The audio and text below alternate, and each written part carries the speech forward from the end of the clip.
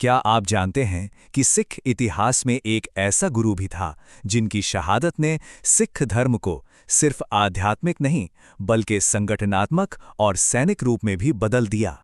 बोधगंगा academy के India unlocked channel में आपका स्वागत है। इंडिया का पहला डिजिटल डिस्ट्रिक्ट एनसाइक्लोपीडिया। ये लेक्चर प्रतीक भार्गव के ओरिजिनल और वेल रिसर्च नोट्स पर बेस्ड हैं, जो ऑथेंटिक हिस्टोरिकल और एकेडमिक सोर्सेज के एक्सटेंसिव स्टडी के बाद प्रिपेयर किए गए हैं। तो चलिए सबसे पहले उन की पॉइंट्स पर नज़र डालते हैं जो एग्जाम्स के लिहाज से बहुत बहुत ज़रूरी है, इन्हें अच्छे से याद रखना है। अच्छा, तो सबसे पहली बात, गुरु अर्जन देव जी सिखों के 5वें गुरु थे। उन्होंने ही 1604 में आदि ग्रंथ को कंपाइल किया, जो सिखों का पहला ऑथराइज्ड स्क्रिप्चर है। और हाँ, एक और कमाल की बात यह है कि उन्होंने आदि ग्रंथ में सिर्फ गुरुओं की वाणी ही नहीं, भक्ति और सूफी संतों के भजन भी शामिल किए। उन्होंने हरमंदिर साहिब, जिसे हम गोल्डन टेम्पल कहते हैं, उसका कंस्ट्रक्शन भी पूरा करवाया। साथ ही मसन सिस्टम और दसवंत को और मजबूत किया और सुखमनी साहिब की रचना की। देखिए, वो पहले सिख गुरु थे जिन्होंने शहादत दी। 1606 में मुगल बादशाह जहांगीर के हुक्म पर उन्हें शहीद किया गया। उनकी शहादत को गुरु अर्जन देव जी के शहीदी दिवस के तौर पर मनाया जाता है। और आखिर में ये याद रखना है कि उनकी शहादत सिख इतिहास में एक बहुत बड़ा टर्निंग पॉइंट साबित हुई। अब इन सब पॉइंट्स को याद रखते हुए, खासकर प्रीलिम्स के लिए, हम गुरु अर्जन देव जी के जीवन, उनके संगठनिक योगदान और उनकी शहादत के ऐतिहासिक प्रभाव को डिटेल में समझने की कोशिश करते हैं। चलिए, कहानी की शुरुआत करते हैं गुरु अर्जन देव जी के शुरुआती जीवन से। उनका जन्म 1563 में पंजाब के गोइंदवाल साहिब में हुआ था। ये वो दौर था जब सिख धर्म अपनी जड़ें मजबूत कर रहा था। वो चौथे गुरु रामदास जी के सबसे छोटे बेटे थे। अपनी विनम्रता और गहरी आध्यात्मिक समझ की वजह से गुरु रामदास जी ने उन्हें 1581 में अपना उत्तराधिकारी चुना। लेकिन यह फैसला इतना आसान भी नहीं था। उनके बड़े भाई पृथ्वीचंद ने इसका जबरदस्त विरोध किया और इसी वजह से सिख पंथ के अंदर ही उत्तराधिकार को लेकर एक संघर्ष शुरू हो गया। गुरु बनने के बाद गुरु अर्जन देव जी का एक सबसे बड़ा योगदान सिख पंथ को एक मजबूत इंस्टीट्यूशनल स्ट्रक्चर, मतलब एक सांगठनिक ढांचा देना था। उन्होंने वो नींव रखी जिस पर आज भी सिख धर्म मजबूती से खड़ा है। अब हरमंदिर साहिब की बात करते हैं, और इसमें जो सिंबलिज्म है वो सच में कमाल का है। गुरुजी ने इसका कंस्ट्रक्शन अमृतसर में पूरा करवाया। अब देखिए, इसे जानबूझकर आसपास की जमीन से नीचे बनाया गया। ये ह्यूमिलिटी, मतलब विनम्रता का प्रतीक था। और इसके 4 दरवाजे ये क्या दिखाते हैं? ये दिखाते हैं कि ये जगह हर किसी के लिए, हर जाति के लिए, हर दिशा से आने वाले के लिए खुली है। और शायद सबसे बड़ी बात, इसकी नींव एक मुस्लिम संत मियां मीर से रखवाई गई। सोचिए, ये इंटरफेथ हार्मनी का कितना बड़ा संदेश था उस जमाने में। पंथ को फाइनेंशियली सेल्फ सफिशिएंट बनाने के लिए उन्होंने मसंद सिस्टम को फॉर्मलाइज किया। मसंद कौन थे? ये अपॉइंटेड रिप्रेजेंटेटिव्स थे जो सिखों से दसवंध, यानी उनकी कमाई का 10वां हिस्सा इकट्ठा करते थे। इस पैसे का इस्तेमाल लंगर चलाने, कम्युनिटी प्रोजेक्ट्स बनाने और सोशल वेलफेयर के कामों में होता था। इससे हुआ ये कि सिख कम्युनिटी सिर्फ एक आस्था नहीं बल्कि एक वेल ऑर्गेनाइज्ड और आत्मनिर्भर संस्था बन गई। उनका शायद सबसे बड़ा और लास्टिंग कंट्रीब्यूशन था 1604 में आदि ग्रंथ को कंपाइल करना। ये कोई छोटा मोटा काम नहीं था।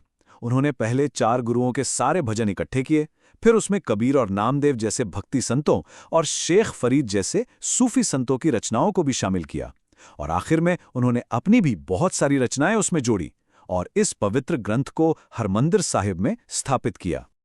और इसी ऐतिहासिक मौके पर उन्होंने बाबा बुद्धा जी को हरमंदिर साहिब का पहला ग्रंथी, यानी हेड प्रीस्ट, नियुक्त किया।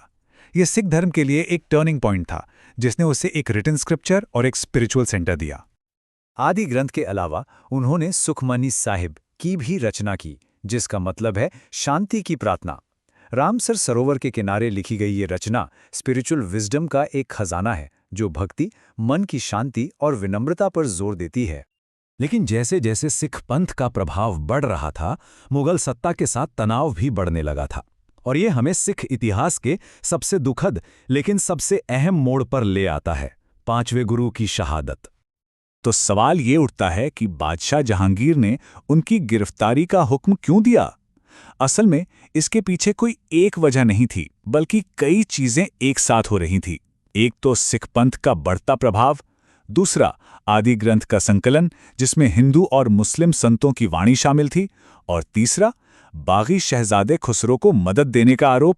इन सब ने मिलकर एक विस्फोटक स्थिति बना दी थी। साल था 1606। जगह थी लाहौर।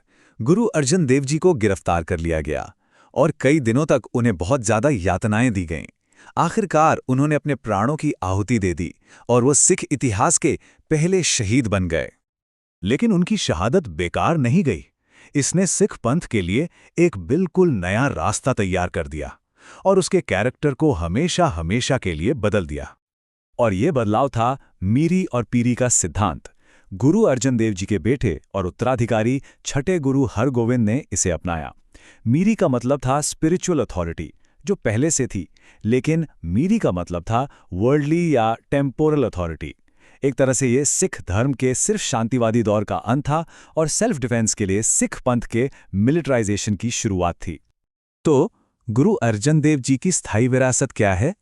उन्होंने सिख धर्म को एक पवित्र ग्रंथ दिया, आदि ग्रंथ, एक आध्यात्मिक केंद्र दिया, हरमंदिर साहिब, एक मजबूत सांगठनिक ढांचा दिया, मसंद सिस्टम, और शहादत के जरिए एक ऐसी पहचान दी जो किसी भी मुश्किल का सामना कर सकती थी। उन्होंने सिख धर्म को एक मजबूत सोशियो रिलीजियस फोर्स में बदल दिया। चलिए इन इंपॉर्टेंट डेट्स को एक बार फिर से दोहरा लेते हैं। 1563 गुरु अर्जुन देव जी का जन्म। 1581 वो 5वें सिख गुरु बने। 1604 आदि ग्रंथ का संकलन और 1606 जहांगीर के हुक्म पर शहादत। और अब जाते जाते एक सवाल पर सोचते हैं। जरा सोचिए, अगर इस शहादत के बाद सिख पंथ में ये बदलाव ना आया होता तो भारत का इतिहास आज कितना अलग हो सकता था। अगर आप गुरु अर्जन देव जी पर well researched exam oriented PDF notes चाहते हैं जो प्रतीक सर के ओरिजिनल रिसर्च पर बेस्ड हैं, तो कमेंट सेक्शन में लिखिए। ये नोट्स खास तौर पर यूपीएससी, स्टेट पीएससी, एसएससी और सीयूईटी जैसे कॉम्पिटिटिव एग्जाम्स के सिलेबस को ध्यान में रखकर बनाए गए हैं, जिनके साथ किसी और मटेरियल की जरूरत नहीं पड़ेगी।